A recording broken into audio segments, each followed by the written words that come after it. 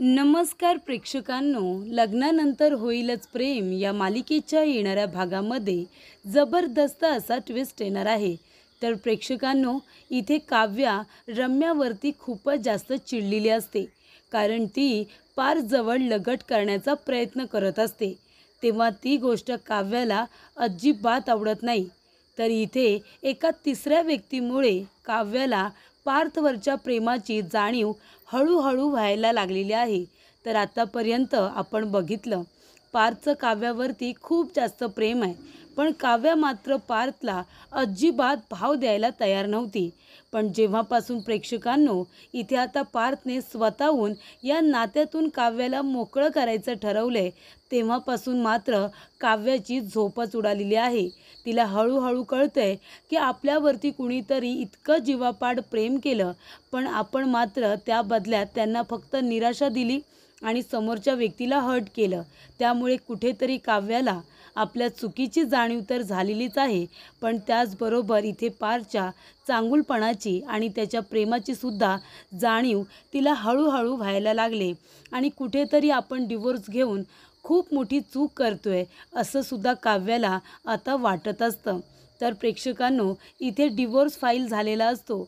जज साहेबांनी सांगायच्या आधीच इथे वकिलांनी सांगितलेलं असतं की तुम्हाला 6 महिने एकत्र राहावं लागणार आहे, कारण तुमच्या ज्या काही अडचणी आहेत त्या आम्ही जज साहेबांच्या समोर मांडायच्या तरी कशा. तुमच्या लग्नाला फक्त 1 महिना 28 दिवस झालेत. तुमचा संसार आहे तरी किती दिवसांचा. मग आता या सगळ्यामध्ये तुम्ही एकमेकांना अजून ओळखलेलंच नाही आहे, तर तुम्ही एकमेकांपासून डिवोर्स काय घेताय असं सांगितल्यानंतर इथे वकिलांनी सांगितलेलं असतं की तुम्हाला 6 महिने एकत्र राहणं बंधनकारक आहे. ही 6 महिने म्हणजे तुम्हाला दोघांना दिलेली शेवटची संधी आहे असं जेव्हा वकील म्हणतात, तेव्हा नाईलाजाने का होईना पण ह्या आता चौघांना एकत्र राहावंच लागतं. दोन्ही जोड्या इथे एकत्र राहण्यासाठी तयार होतात, पण फक्त 6 महिन्यांसाठी. पण प्रेक्षकांनो, इथे पार्थ जेव्हा इथे काव्याला म्हणतो की मी तुमच्यासाठी माझ्या मनाचे दरवाजे बंद केलेत, ते आता उघडण्याचा प्रयत्न काव्या मात्र करणार आहे. पण त्या दोघांच्या मध्ये जी रम्या सतत लुडबुड करत असते, त्यांच्या संसारामध्ये नाक खुपसत असते, तिला मात्र काव्या लवकरच धडा शिकवणार आहे. तर प्रेक्षकांनो, येणाऱ्या भागामध्ये काव्य आणि पारच्या संसारामध्ये नाक खुपसणाऱ्या इथे रम्याला काव्याने चांगला धडा शिकवलेला असतो. तिला चांगला धडा म्हणजे तिला सांगितलेलं असतं की पार्थपासून लांब राहायचं, तरीसुद्धा रम्या काही ऐकायला तयार नाही. ही गोष्ट काव्याच्या लक्षात येते आणि मग काव्या तिला चांगले खडे बोल सुनावते, तिला तिची जागा दाखवते. त्याचबरोबर प्रेक्षकांनो, ही गोष्ट मानिनी आणि नंदिनी दोघींच्यासुद्धा आलेली असते. तेव्हा काव्या आणि पारच्या मध्ये येणाऱ्या रम्याला इथे नंदिनी आणि मानिनी दोघीजणी आता रूममध्ये कोंडून ठेवतात. तर काव्या आणि पार्थ या दोघांना एकत्र आणण्यासाठी नंदिनी आणि मानिनी या दोघीजणी काव्याची मदत करतात. तर प्रेक्षकांनो, इथे येणाऱ्या भागामध्ये कशा पद्धतीने गोष्टी घडत जाणार आहेत आपण सविस्तरपणे बघूया. आपण बघितलं, इथे पार्थ काव्याबरोबर नीट बोलायला तयार नाही, पण इथे काव्या पार्थला म्हणत असते की मी पण आता तुमच्याबरोबर बोलणार नाही आहे. मी इथे आभाळ जरी कोसळलं ना तरीसुद्धा तुमच्याकडे मागे वळूनसुद्धा बघणार नाही.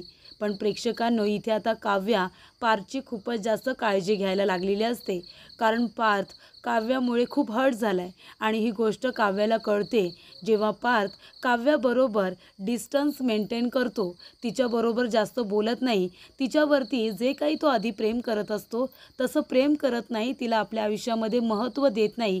तेव्हा काव्याला कळले, जेव्हा मी पार्थबरोबर अशी वागत होते तेव्हा त्याला किती त्रास झाला असेल. आणि मग तिला कळतं की आपण पार्थला त्याच्या इथे इनोसन्सचा आपण गैरफायदा घेतला आणि त्याला हर्ट केलं.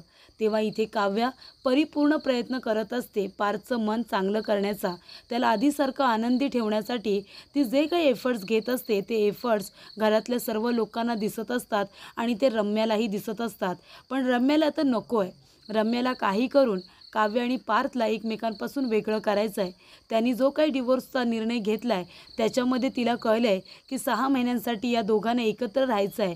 पण काहीही झालं तरीसुद्धा पार्थच्या मनामध्ये पुन्हा इथे काव्याने जागा निर्माण करता कामा नये म्हणून ती सतत त्याच्या मागे पुढे करत असते आणि ही गोष्ट काव्याला अजिबात आवडत नाही.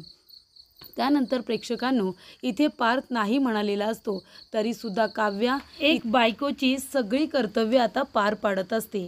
ती इथे पार्थची व्यवस्थित काळजी घेत असते. ऑफिसला जात असताना त्याचे कपडे ती बेडवरती काढून ठेवते आणि त्याच्यासाठी स्वतःच्या हाताने सिलेमन कॉफी बनवते आणि त्याला ती आणून देते, जेणेकरून रम्याने बनवलेली सिलेमन कॉफी इथे पार्थ पिऊ नये. कारण जेव्हा तिने ऑर्डर केलेली असते तेव्हा पार्थ बाहेरून मागवलेली सिलेमन कॉफी पित नाही आणि रम्याने बनवलेली कॉफी तो पितो. ही गोष्ट काव्याला आवडत नाही आणि म्हणूनच इथे काव्या नंदिनीच्या मदतीने सिलेमन कॉफी शिकवून ती स्वतःच्या हाताने बनवून ती पार्थला देते. तेव्हा पार्थ त्या कॉफीला काही हात लावायला तयार नसतो. तेव्हा रम्या म्हणते, पार्थ, मी तुझ्यासाठी सिलेमन कॉफी घेऊन येऊ का? तेव्हा इथे पार्थ म्हणतो की तुझ्यासाठी करणार असशील तर मलासुद्धा घेऊन ये. तेव्हा काव्या म्हणते, का पार्थ, मी केले ना तुमच्यासाठी सिलेमन कॉफी आणि हे बघा मी तुमच्यासाठी ताईकडून स्वतःच्या हाताने बनवायला शिकले.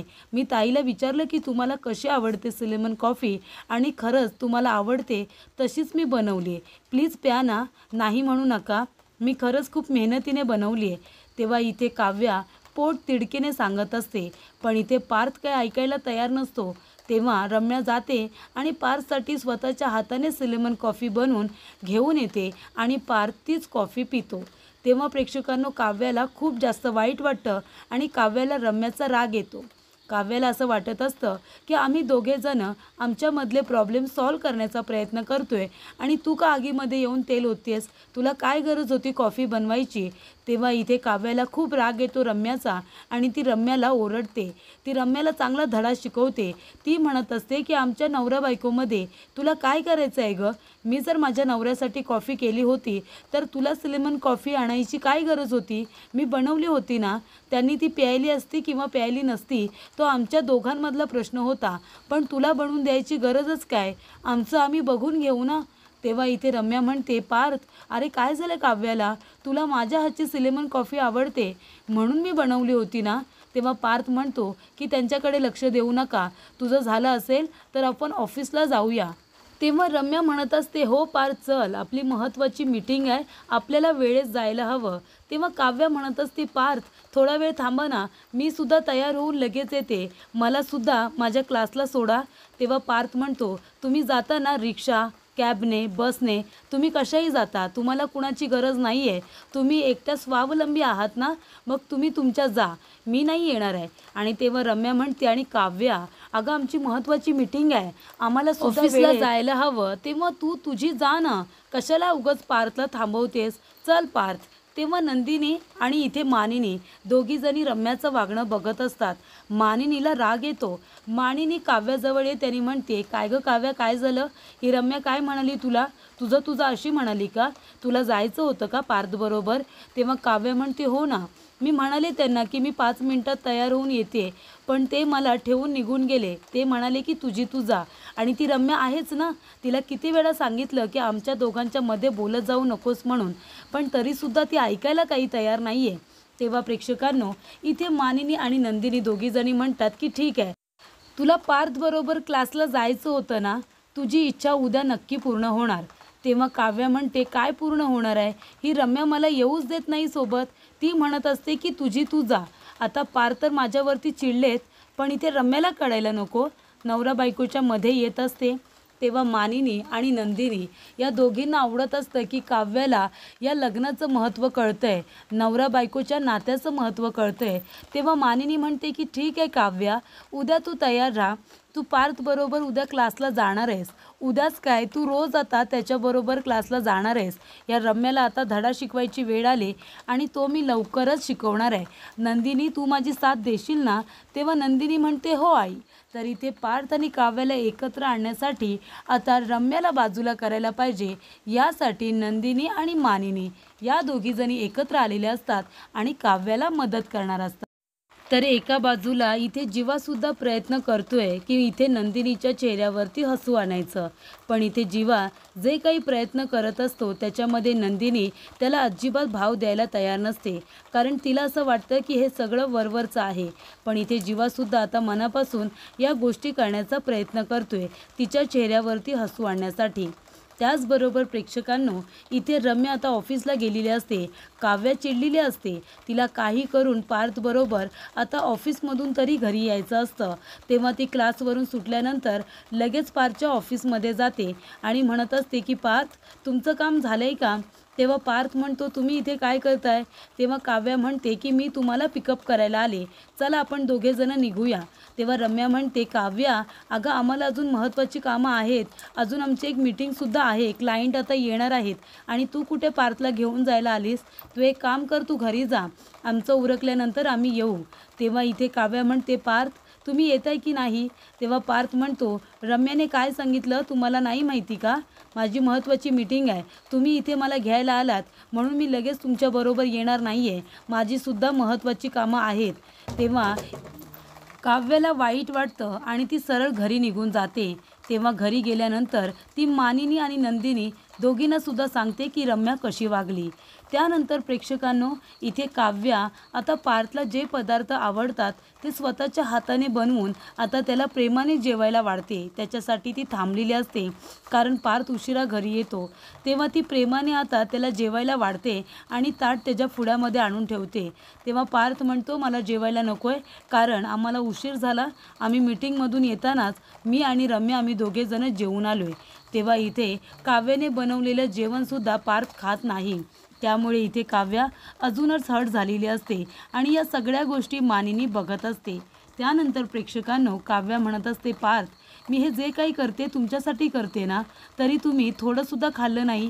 तेव्हा पार्थ म्हणतो, मी किती वेळा सांगितले तुम्हाला माझ्यासाठी जेवण वगैरे बनवत बसू नका, तुम्ही तुमच्या अभ्यासाकडे लक्ष द्या ना. इथे तुम्ही फोडण्या देण्यापेक्षा तुम्ही तुमच्या परीक्षेचा अभ्यास करा आणि IAS व्हा. तेव्हा इथे प्रेक्षकांनो, आता काव्याला ह्या सगळ्या गोष्टी मनाला लागत असतात, पण तरीसुद्धा ती शांतपणे सगळं ऐकून घेत असते, कारण तिनेसुद्धा इथे पार्थला खूपच जास्त राग दिलेला असतो, त्याला हर्ट केलेलं असतं, म्हणून ते सगळं ती सहन करत असते. त्यानंतर प्रेक्षकांनो, दुसऱ्या दिवशी इथे आता पार्थ तयार होतो आणि रम्यासुद्धा ऑफिसला जाण्यासाठी तयार झालेली असते. पण आज इथे काव्याने सकाळ सकाळ सगळी कामं उरकून घेतलेली असतात आणि तीसुद्धा आपल्या क्लाससाठी तयार झालेली असते. तेव्हा पार्थ इथे तयार होऊन येतो ऑफिसला जाण्यासाठी. तेव्हा तो विचारतो, आई रम्या कुठे आहे? तेव्हा इथे मानिनी म्हणत असते, अरे ती तयार होत असेल, तू नाश्ता तरी करून घे, आज बघ काव्याने तुझ्या आवडीचे पोहे बनवलेत. तेव्हा काव्या पार्थसाठी ब्रेकफास्ट घेऊन येते आणि लेमन कॉफीसुद्धा. तेव्हा इथे पार्थ तिला नाही म्हणत नाही, तो नाश्ता करून घेतो. तोपर्यंत रम्याची वाट बघत असतो, पण रम्या काही येत नाही, कारण रम्या येणारच नसते. मानिनी आणि नंदिनी दोघींनी मिळून तिला रूममध्ये कोंडून ठेवलेली असते. आणि तेव्हा इथे प्रेक्षकांनो, आता काव्याने सुद्धा आदल्याच दिवशी रम्याला चांगले खडेबोल सुनावलेले असतात की तू इथे आमच्या नवऱ्या बायकोच्या मध्ये येण्याचा प्रयत्न करू नकोस. तेव्हा पार्थला असं वाटतं की इथे रम्याला त्या गोष्टीचा राग आलाय की काय, पण रम्या येतच नसते, कारण नंदिनी आणि मानिनी दोघीजणी रम्याला रूममध्ये कोंडून ठेवतात, जेणेकरून काव्य आणि पार्थ दोघांना एकत्र जाता येईल कॉलेजला आणि ऑफिसला सुद्धा. त्यामुळे इथे आता रम्याला या दोघांच्या मधून बाजूला करण्यासाठी मानिनीने ही आयडिया तयार केलेली असते. ती रम्याला रूममध्ये कोंडून ठेवते, बाहेरून कडी लावून घेते आणि रम्याचा मोबाईलसुद्धा बाहेर आणून ठेवते, जेणेकरून रम्या कुणालाही फोन करू शकणार नाही. तेव्हा इथे काव्य आणि पार्थला एकत्र ऑफिसला जाण्यासाठी इथे मानिनीने हा केलेला प्रयत्न असतो. तेव्हा रम्याला खूप उशीर होत असतो. इथे पार्थ फोन करत असतो, पण ती फोन उचलत नसते. त्यानंतर प्रेक्षकांनो, काव्या म्हणते, पार्थ चला ना, मलासुद्धा क्लासला उशीर होतोय, आज तुम्ही मला सोडाल ना?